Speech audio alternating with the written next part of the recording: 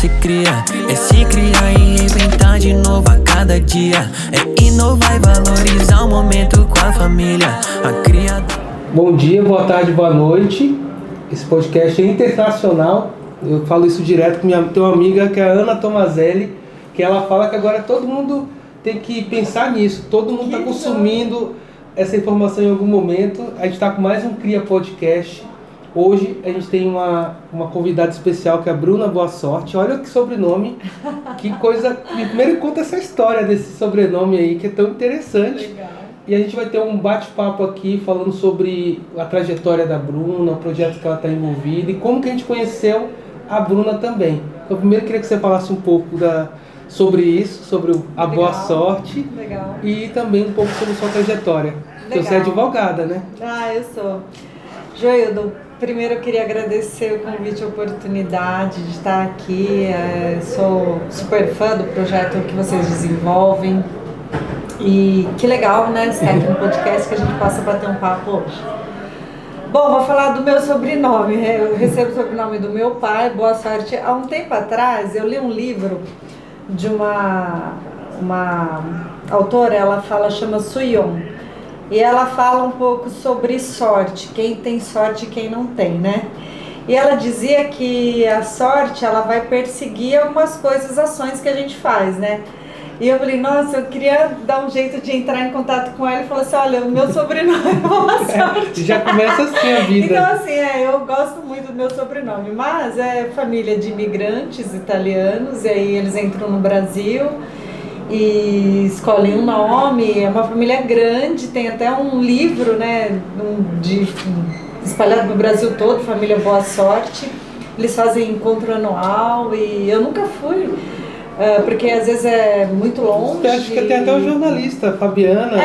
Fabiana, é verdade, Boa Sorte, mas é uma família grande de imigrantes. Então, mas eu amo meu sobrenome, assim, gosto bastante. Às vezes eu entrego o cartão a pessoa virtual, fica, as pessoas falam, será que é o sobrenome dela?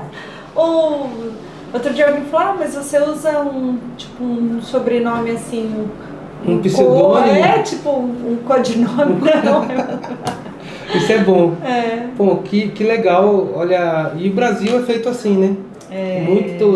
Muito miscigenado, gente de todo lugar. Então às vezes a gente nem sabe a origem muito bem da nossa família. É bom a gente saber, mas você é do interior aqui de São Paulo, né? Sou do interior, sou de São Carlos, nasci lá, estudei. Hoje, né, trabalho parte aqui em São Paulo, parte lá onde eu tenho escritório. E gosto muito do estado de São Paulo como um todo, né? Gosto muito da cidade de São Paulo. Assim, eu tenho o privilégio de conhecer algumas capitais, né, no Brasil e fora do Brasil, mas eu gosto de conhecer lugares, mas eu falo assim, eu gosto muito daqui, mas eu ainda gosto de São Paulo, né? Sim. Então, assim, e às vezes, outro dia eu coloquei uma caixinha de perguntas no Instagram e um amigo perguntou, você gosta mesmo de São Paulo desse jeito? Eu não tenho boas lembranças. Eu falei assim, olha, eu amo São Paulo.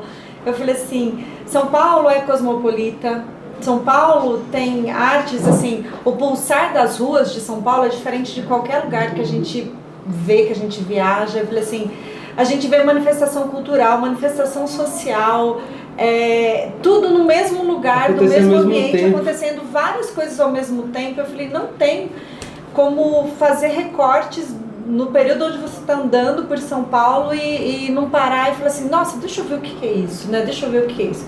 Claro que em outras capitais também tem, mas São Paulo reúne, assim, o melhor de tudo, assim, nesse sentido de várias culturas, várias raças, várias etnias, vários tudos, assim, eu acho super legal. Essa tem uma característica do brasileiro que é a questão de ter criatividade, ser inovador. Eu vou entrar nesse assunto porque você é da área da inovação. Tá. Mas aí a gente faz uma brincadeira que é assim, quando a gente olha para a favela, a gente está aqui em Paraisópolis agora gravando, a gente olha para a favela e a pessoa, quando ela é criativa ou inovadora no mercado corporativo, ela é super valorizada. Sim. Então, assim, os gestores impulsionam, ajudam a ascender.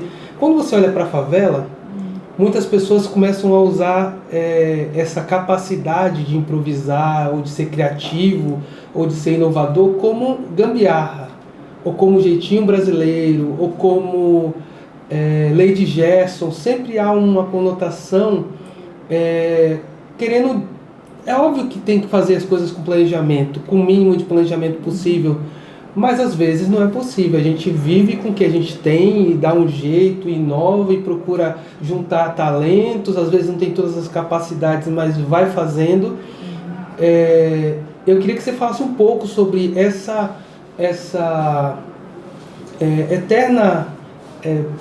eterno cabo de guerra, porque a gente quer que as pessoas inovem, então elas têm que ter as capacidades e as habilidades, mas ao mesmo tempo, quando se tem aquilo em um ambiente que não é tão propício, vamos dizer assim, a gente acaba não valorizando. Eu quero fazer 2 comentários sobre essa sua colocação. A primeira delas eu concordo que, sem me ater à inovação, que a literatura diz que inovação pode ser disruptiva ou não, sem entrar nisso, né? Olhando a inovação como um todo.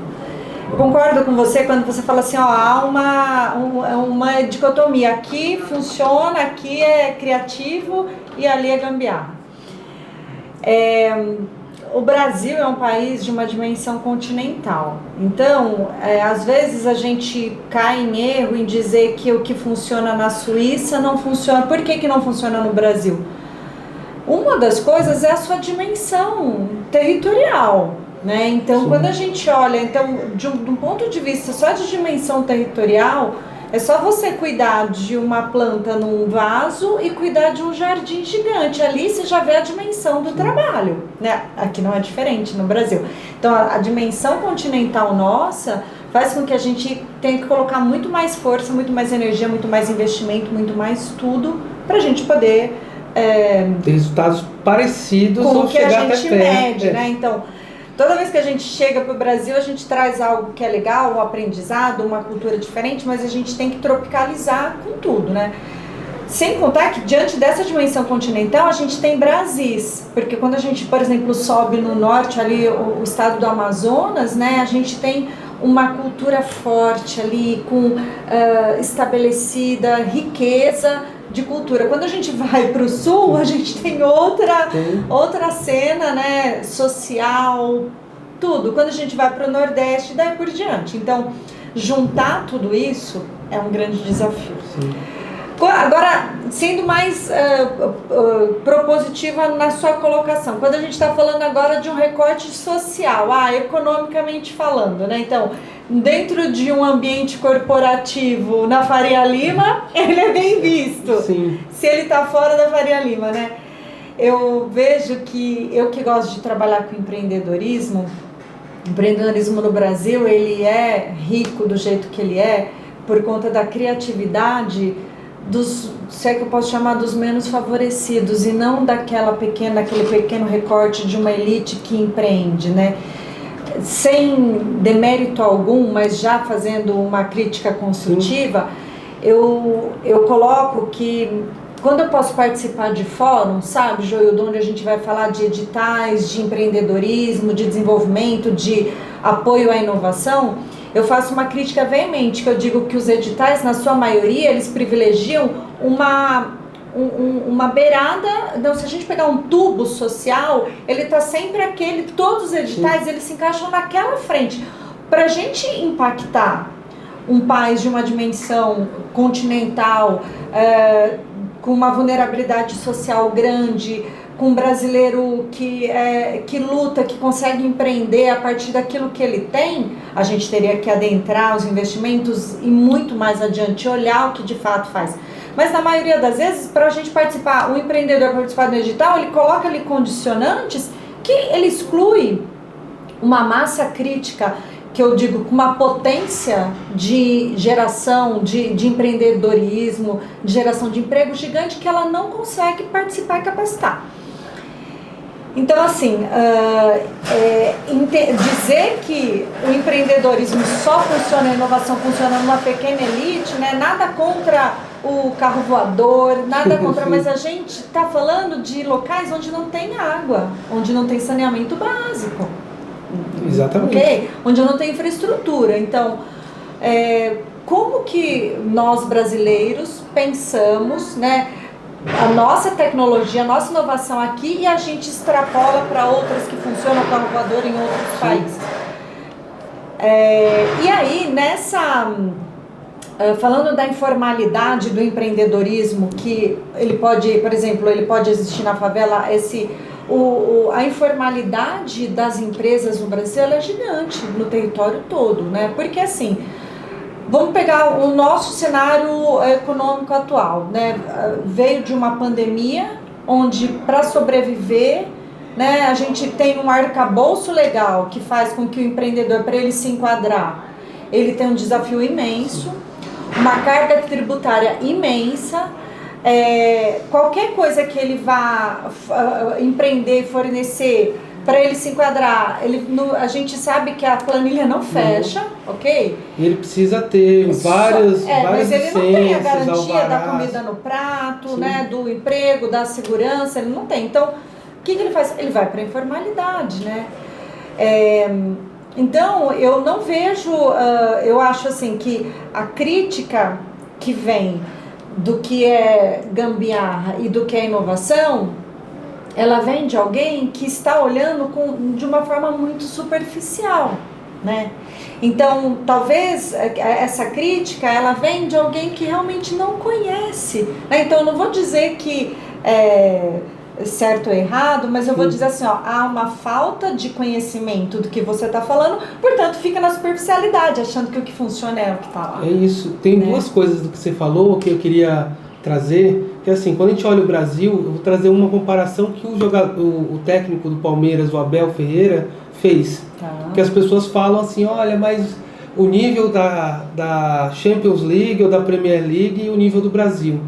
Ele fala assim, aqui você joga quarta, domingo, viaja 2.000, 3.000 quilômetros, treina um dia, lá você tem um jogo por semana, aqui são o Brasil é do tamanho da Europa. Então assim, você pegar a Itália, pegar Portugal, Espanha, Portugal é até menor, se pegar a Espanha é um pouco maior, a Suíça que você citou aqui, você vai olhar assim, pega a Bahia, que é o maior estado do Nordeste, ele assim, é muito maior que muitos países da Europa. Então assim, tudo que for fazer ali, você está fazendo mais do que está fazendo num país da Europa. Só que as pessoas elas sempre têm essa mania de valorizar o que é externo. É óbvio que tem muita coisa que a gente tem que aprender. São países com muito tempo, né, muita história. Sim. Já se consolidaram, se estruturaram, é óbvio. Mas tem essas questões que a gente tem que olhar, que nem tudo que funciona fora, funciona aqui, exatamente por essa questão da miscigenação, da cultura de cada lugar. Então aqui em São Paulo, é óbvio, tem gente do sul, do norte, mas tem um tipo de paulistano ali que é característico. Sim. Então, levar sempre em consideração o local é muito importante. Então, sim, como funciona em São Carlos, como funciona em Araraquara, sim, como funciona em Presidente Prudente, não funciona em São Paulo.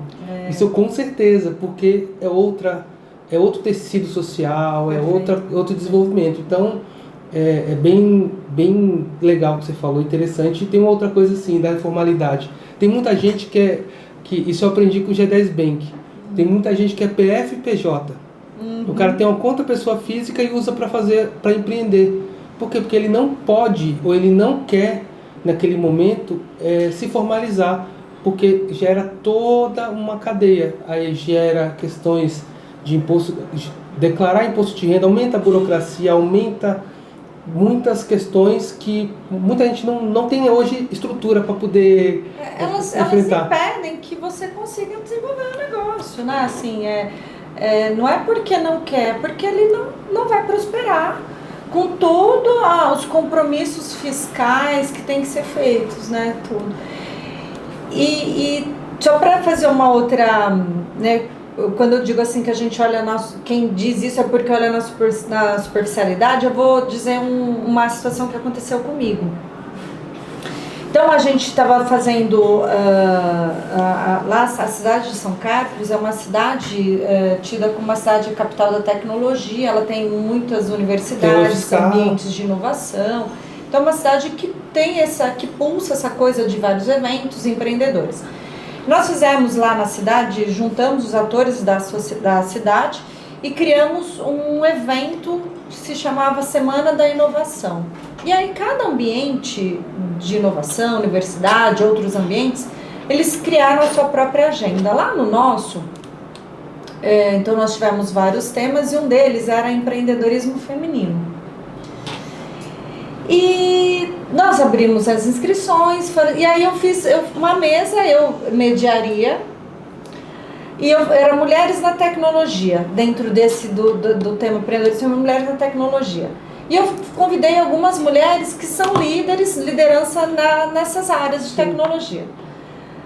Naquele dia, o evento começava às 19h. Nós recebemos, assim, numa manhã, um volume grande de inscrições de um ônibus que viria de São Paulo para acompanhar o evento. Eu fiquei muito feliz, porque eu falei assim, nossa, não tô acreditando, assim, a casa cheia, eu tenho a foto tudo.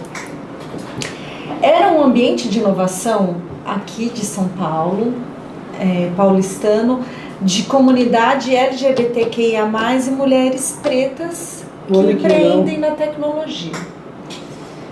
Quando a gente olha mulheres na tecnologia, aquelas mulheres que eu tinha escolhido, que, poxa, super atenderam muito bem, mas eram meninas, mulheres que tinham estudado no exterior, com todas as condições de privilégio, de tudo mais, e elas estavam na prova de tecnologia, como que elas chegaram naquele cargo. E logo que elas começaram, veio uma primeira pergunta, eu não vou esquecer, porque eu peguei o contato, conversamos, essa moça perguntou assim, ela ficou em pé e disse para mim assim, Bruna, eu queria saber como que elas fazem a inclusão de mulheres pretas na tecnologia. É claro que elas não sabiam. Sim. Porque elas não tinham essa experiência, não tinham vivido. No momento seguinte, uma outra pergunta, e como que vocês fazem para lidar com isso, né? Quando a gente tem uma vulnerabilidade social, quando ela tem que trabalhar, ela tem que estudar, ela tem que isso. Resumindo, nós tivemos um fórum onde houve, eles prestigiaram esse grupo, o nosso evento, e eu falei, nossa, gente, como que a gente olha, sabe aquele recorte superficial e acha que eu vou falar de tecnologia para um Brasil? Não, eu estava falando de um pequeno recorte social que não é representativo. Sim. Né? Então, olha só, não tinha representatividade. E muito provavelmente, dentro de São Carlos, há coletivos, há grupos organizados que também poderiam atender. Pois é, e não tinha representatividade. Aí eu disse assim, olha, logo no início, assim, era muito, elas mesmas acolhedoras, eu falei assim, olha, nós não vamos saber responder, porque esse universo,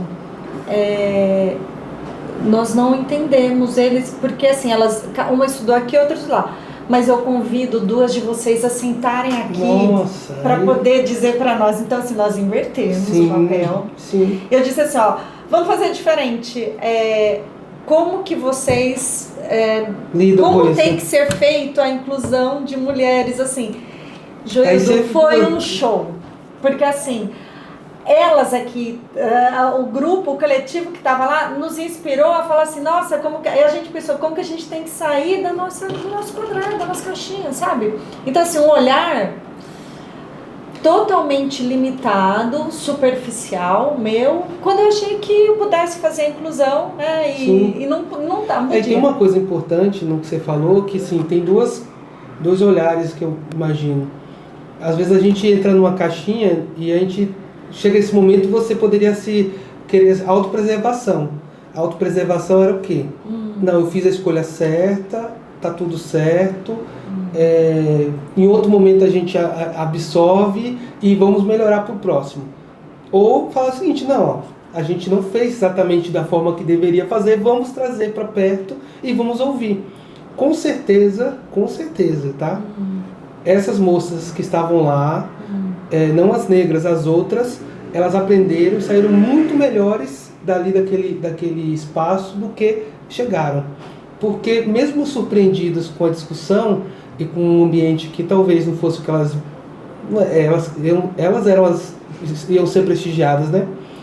Mas com certeza esse momento de troca, não, elas amaram. Sem apontar dedo, sabe? Não, elas amaram, assim, e as convidadas que fizeram Sim. parte, acabaram, a gente colocou mais poltronas para que, aí convidamos 2 ou 3 delas para que estivessem conosco.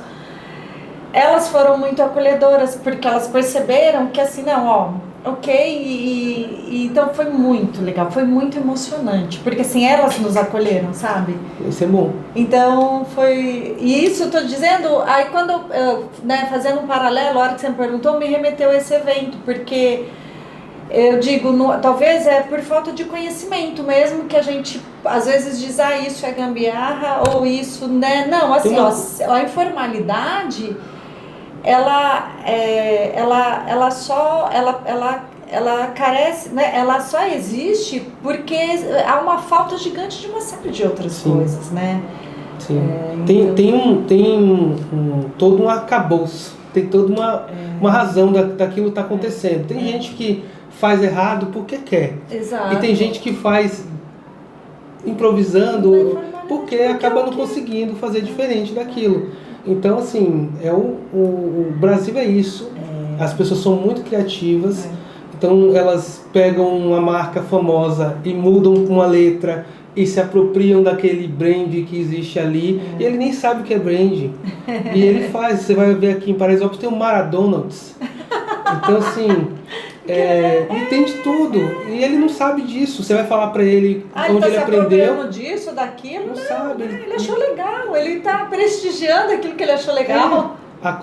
Recentemente até a Coca-Cola fez uma campanha mostrando as várias formas que o mundo todo reproduz a marca deles. Então, assim, mostrou em muros, em propagandas. A fonte, né? Que às vezes usa outras palavras, mas a fonte Coca, a gente já identifica, né? Grafites, pinturas, camisetas.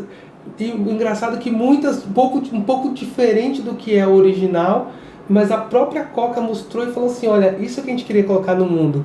Então eles mostraram o sucesso daquela apropriação. Então é muito rico esse momento de você pegar e falar assim, opa, como que eu consigo aproveitar e potencializar e impulsionar isso, né? Então, esse ambiente de inovação, esse mercado, eu acho que ele já existe naturalmente nesse ambiente onde carece muitas coisas.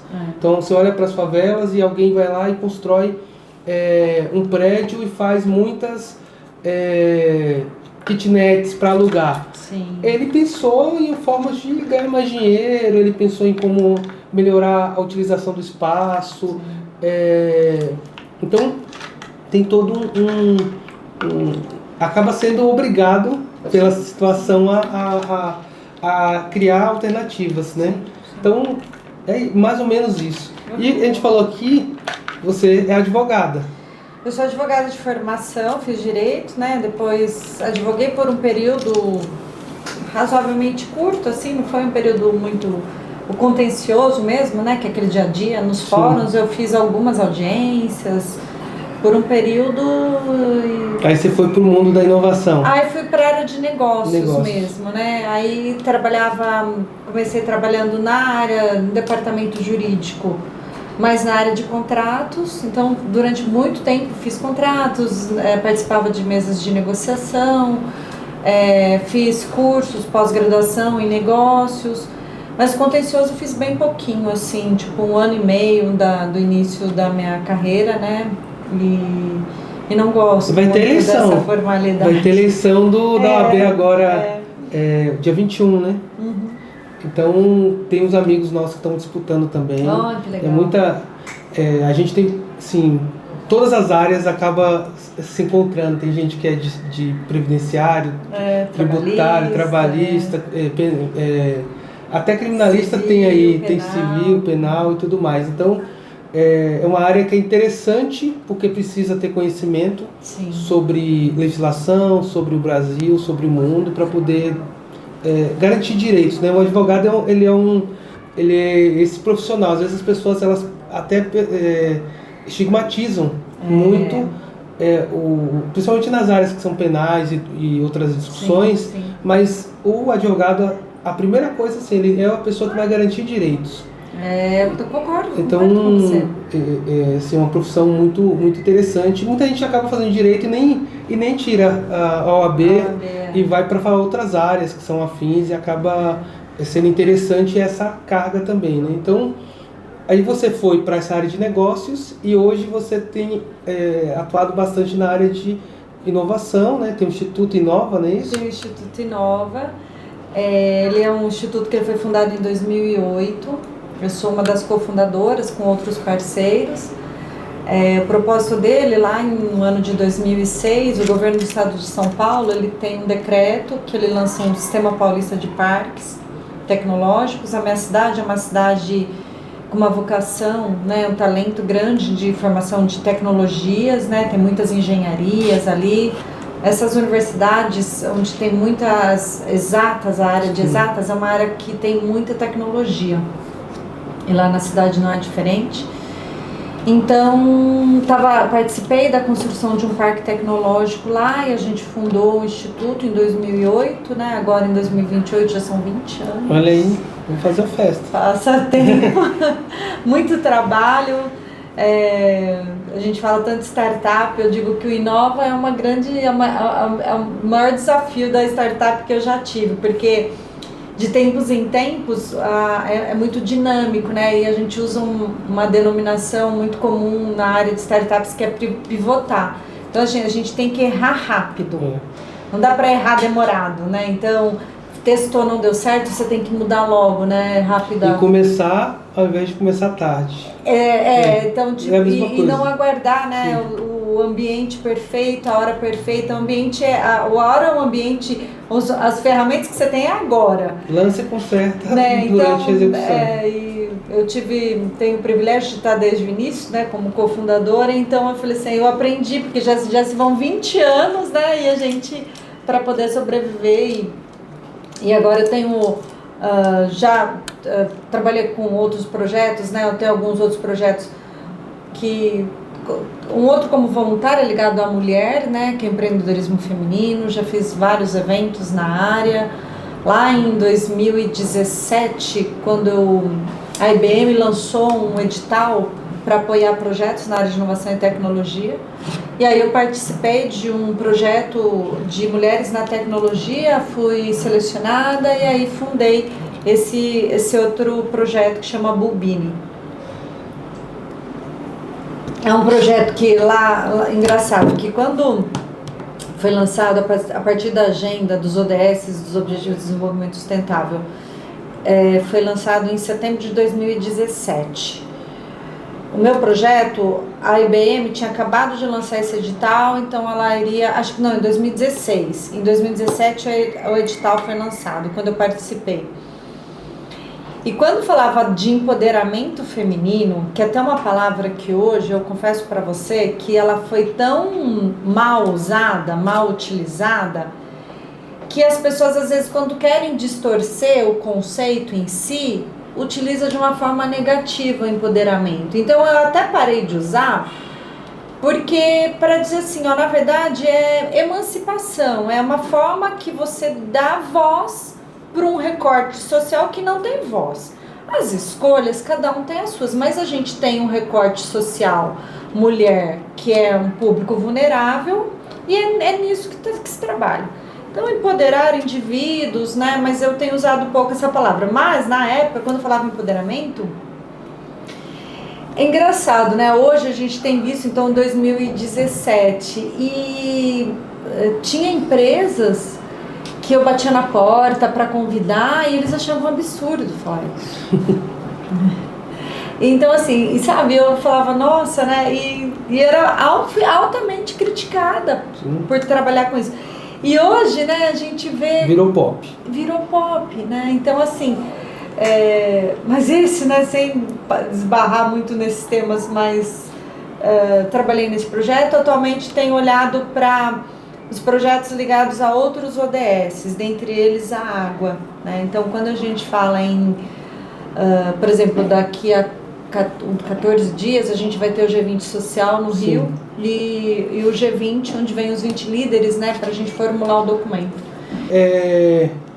Como que a gente consegue dosar ou chegar no meio termo para que essa questão do acesso possa melhorar?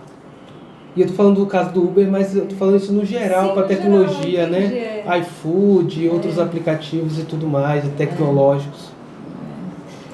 Sabe assim, Gildo, eu penso que hoje foi a primeira vez que eu vim com o Uber que isso aconteceu, né?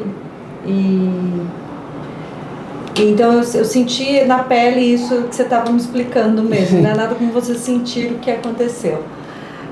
O fato é que também a hora que ele chegou disse, não é aqui e você vai me levar até o local, né? Então ele se disponibilizou a fazer isso. Isso é bom. Às vezes não acontece isso. Mas o que eu vejo é assim, que esse acesso, né, a essas tecnologias, a gente ainda tem uma mudança cultural, né, para se fazer muito grande, né? E aí eu coloco uma coisa que eu acho que é importante, assim, que quando a gente vê um serviço, por exemplo, da Uber, que ele é um serviço privado, mas ele atende uma necessidade coletiva, então não é uma necessidade pública, mas é uma necessidade coletiva. Quando a gente fala nessa necessidade coletiva, a gente sempre vai esbarrar com políticas públicas, né? Então, quando a gente não tem a intervenção do Estado, em que sentido? Em contribuir para formular políticas públicas e as empresas não olham para isso, todos padecem. Então isso é tipicamente um caso de se a Uber vem prestar esse serviço e a gente, quer dizer, os bairros que têm maior necessidade que o carro chegue até lá, né, porque então ele fica mais distante dos coletivos, tá certo? É onde eles não são atendidos. Então, assim, eu falo que a empresa, né, então agora a gente está falando de uma empresa gigante mundialmente, mas a empresa ela tem que ter um senso de coletividade e de política pública que não cabe só ao governo. Sim. Por isso que eu falo, construir políticas públicas é obrigação de todos. É obrigação do governo, dos governos, mas é obrigação das empresas, das pessoas. Porque assim, se você presta um serviço coletivo, logo você tem essa preocupação. Você não tem como fugir disso, né?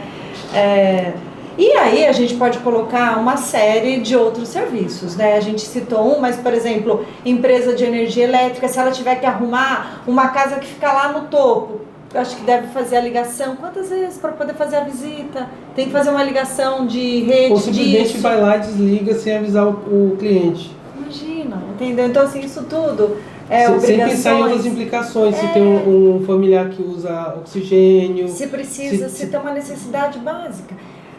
Então, tudo isso implica em quais são, né, como que as empresas sentem isso, né? Então, de novo, o lucro não vai bastar, né, só a ser simplesmente isso. Então, acho que essa é uma questão super difícil para a gente elaborar assim em tão pouco tempo, mas eu penso que se for nesses serviços né, coletivos, a gente não é uma empresa que vive isolada numa ilha onde ela não vai precisar de ninguém, de pessoas. Ela não tem responsabilidade disso, então, né? Então não tem como fugir. Acho que é isso. É isso. Bom, queria agradecer a Bruna o seu tempo. A Bruna veio de longe para participar do nosso podcast. Foi um prazer. E assim, eu acho que a gente teria temas e assuntos diversos para falar aqui bastante tempo. Vão ter outras oportunidades e queria que você falasse como que as pessoas que quiserem ter contato com você, com as redes ou projetos que você está desenvolvendo. Legal, Joildo, obrigada pela oportunidade, né? Adorei participar, adoro falar assim, em podcasts. Muito obrigada pelo convite, pela oportunidade. As minhas redes é Bruna Sorte, arroba a Bruna Sorte pelo Instagram. Eu gosto muito de Instagram, quem me acompanha sabe que eu gero meus conteúdos. Também o Bruna Boa Sorte pelo LinkedIn.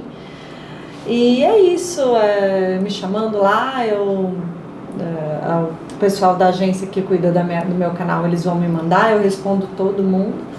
E agradeço aí, conte comigo, te convido para fazer uma visita lá no nosso espaço no interior, tá? A gente tem agora um escritório aqui em São Paulo também, que fica no Aya Hub, você também está convidado. Na cidade de Matarazzo.